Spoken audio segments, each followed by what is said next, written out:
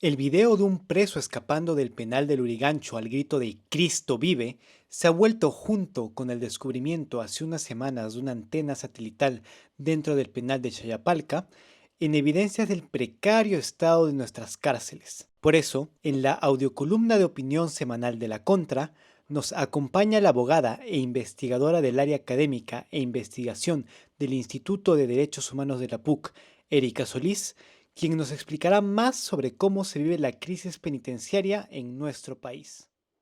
El punto de inicio de la crisis penitenciaria en el Perú es difuso porque partimos de una idea un poco sesgada sobre que la cárcel resuelve o que los centros penitenciarios resuelven la situación de criminalidad. Y esta idea por muchos años ha sido estudiada por criminólogos y criminólogas relacionados al delito, a cómo controlarlo, a cómo reducir. Y una de esas propuestas siempre ha sido las cárceles. Entonces, en realidad, el problema viene por creer que la cárcel hace algo que no cumple. Entonces, le das una herramienta que no tiene una eficacia de por sí desde su nacimiento. Ahora, es cierto que hay una cosa muy distinta entre la misma cárcel y cuáles son sus efectos y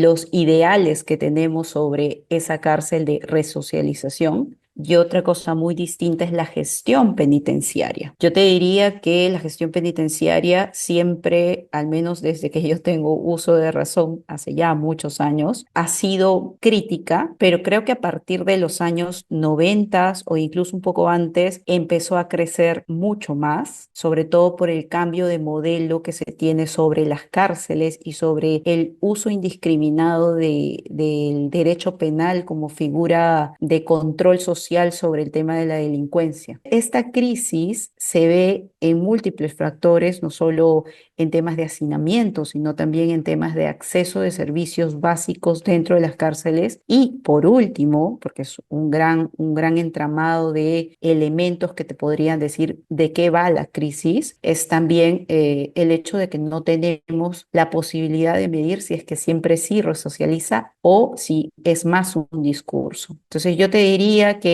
lo plantearía hacia un poco antes o tal vez a partir de los noventas en lo sucesivo y que ha tomado relevancia para la respuesta estatal a partir de los 2010 en adelante. Entonces yo te daría que hay que darle una mirada también sobre la naturaleza de la propia herramienta que es las cárceles en la actualidad, ¿no?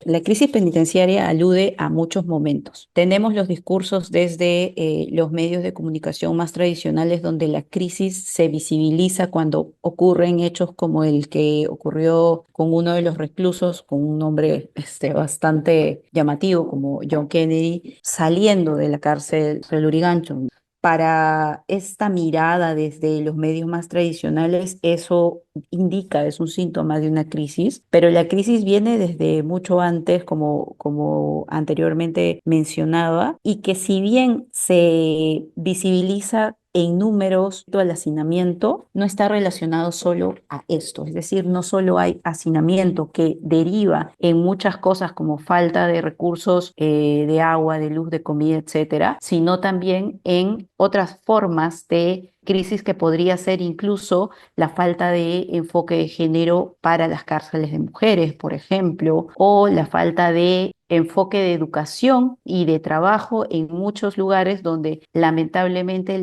el acceso a estos mecanismos de resocialización, según la norma, serían bastante reducidos. La verdad es que ya no es una crisis, es un status quo de un problema caótico y un status quo de malas condiciones desde hace muchos años. ¿Qué elementos podremos tener como característicos? Mencionaba el hacinamiento, la falta de servicios básicos, la falta también de, digamos, prolongadas reclusiones que no llegan, y no solo a nivel de cárcel, sino a nivel de acceso del sistema de justicia, donde no se sale cuando se debería egresar de la cárcel, sino que hay procedimientos administrativos que retrasan esto, cuando hay ingresos indebidos. Entonces es una serie, una suma de problemas que en lugar de permitir que mejore la situación, empeora. Y lo que viene después y que suele pasar es que estas crisis suelen ser usadas como mecanismo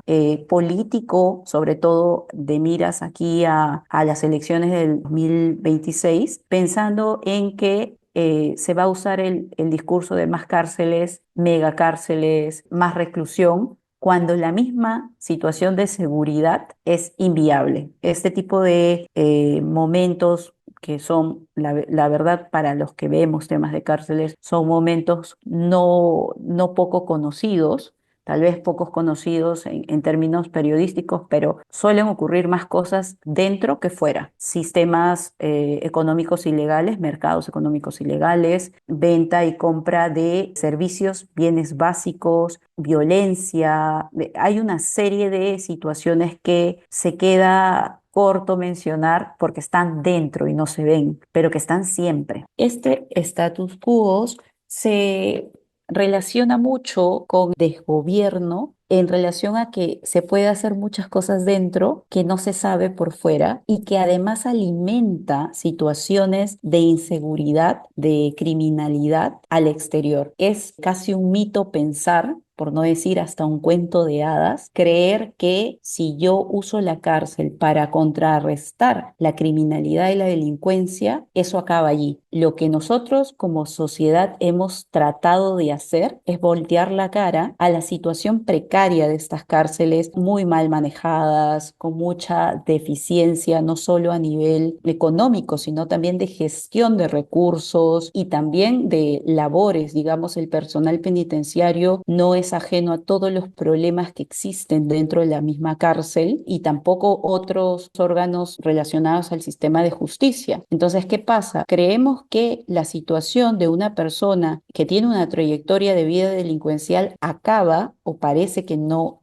queremos entender, que en la cárcel continúa esa trayectoria delincuencial al no tener acceso a otras formas de sobrellevar o de romper ese círculo de la trayectoria de vida delincuencial. Y además en estos espacios de cogobiernos en algunos casos, desgobiernos en otros, e incluso hay una normalización de funcionamientos dictados por los propios grupos de internos dentro de las cárceles, genera un caldo de cultivo para aprendizajes también en el mundo delincuencial. Eso quiere decir que incluso en estos espacios, mientras nosotros creemos, vuelvo a decir, ilusamente, que la persona está neutralizada o está alejada del mundo delincuencial, allí encuentra otros espacios donde incluso abre este abanico de otras formas también de gestionar su vida en este ámbito. Entonces, no es ajeno pensar que los grupos criminales y las cárceles están bastante conectadas porque tenemos a nivel regional dos ejemplos muy grandes, que es el CPP, el Comando Primero de Brasil, que también es un grupo criminal que no nace como grupo delincuencial dentro de la cárcel para cometer delitos, sino por un nacimiento, digamos, desde un sindicato de poder demandar derechos, etcétera, pero que luego va mutando. Y también tenemos el otro caso del Tren de Aragua, que también nace en una cárcel en Venezuela, en una de las provincias. Ahora, estos son los casos conocidos, es decir, es los casos que más resuenan. Eso no quiere decir que no haya grupos criminales dentro de las propias cárceles que también, no pensando tal vez en un grupo criminal de 50, 60 personas muy articuladas, pero bandas criminales sí las hay. Y que de hecho lo mejor que les puede pasar es que no se conozcan, porque pueden seguir manteniendo sus actividades delictivas en base a la poca seguridad para lo que el día de hoy pasa por fuera, pero que siempre ha pasado desde las cárceles, como temas de extorsión, como temas de, digamos, dirigir determinadas actividades ilícitas desde dentro de las propias cárceles. Entonces, está muy conectado al tomar en cuenta las propias condiciones de ese sistema penitenciario que tenemos relacionado, digamos, a crimen organizado. Las soluciones que nosotros solemos querer siempre pensamos en el corto plazo. De hecho, uno de los modelos penitenciarios más buscados siempre es, por ejemplo, el modelo Bukele, que en teoría, y digo en teoría porque no hay muchas investigaciones, digamos, independientes que hayan avalado lo que dice o el oficialismo en el país, es que las medidas a corto plazo generalmente que son planteadas como golpes duros contra la delincuencia, también en las cárceles, suelen ser contraproducentes para llegar a una solución a largo plazo. Entonces, no son soluciones integrales generalmente porque a corto plazo nosotros queremos cambiar algo que requiere muchos años, porque la crisis penitenciaria que se vive el día de hoy y que es definitivamente mucho más grave que hace algunos años tal vez, pero que sigue creciendo y se mantiene en esa dinámica, totalmente está relacionado también a medidas a corto plazo, sobre todo punitivistas, que lo único que se da con este discurso es hacer cárceles más grandes y ya, pero no basta con romper el hacinamiento de por sí. Es decir,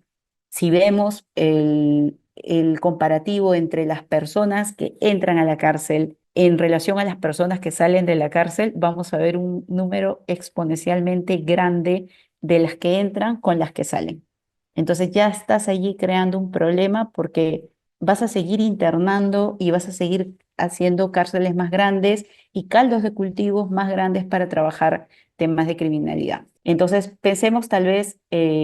también un poco hacia el mediano y largo plazo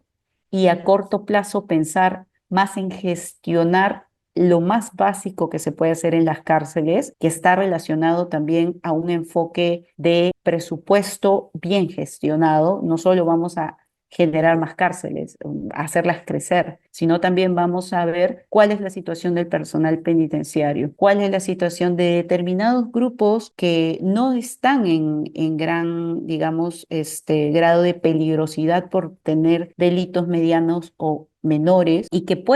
se puede trabajar en el desacinamiento con esas personas, con otras medidas alternativas. Yo haría un poco más la pregunta digamos, sacrificando tal vez un poco el corto plazo y pensar a mediano y largo plazo qué es lo que tenemos que cambiar y sobre todo un punto álgido que sí tal vez es más llamado desde el corto plazo es tener que cambiar la idea política y la idea social de que la cárcel va a cambiar la situación de criminalidad. Eso no ha ocurrido nunca, se investigan desde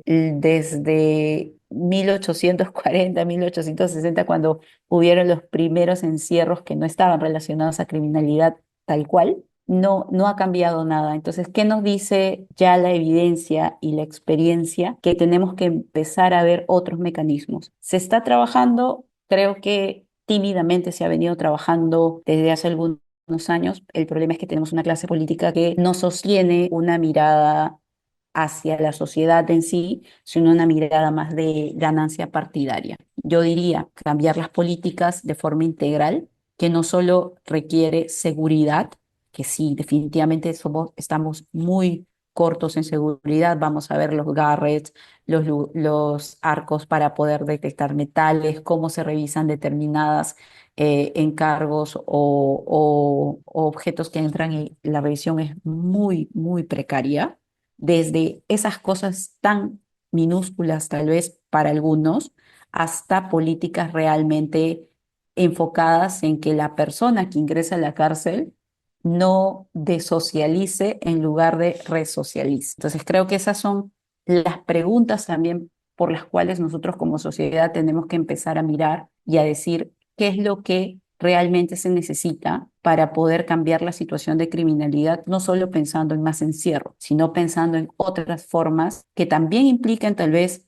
el encierro de lo más peligroso tal vez, pero no como un encierro de te dejo ahí y me olvido de ti, porque eso definitivamente nos está jugando y nos ha jugado en contra siempre. Eso ha sido todo por la audiocolumna de esta semana. No olviden compartir, darle like y recuerden que pueden tener acceso anticipado a esta y futuras audiocolumnas uniéndose como miembros premium en nuestro Patreon, link en la descripción y a través de las membresías de YouTube.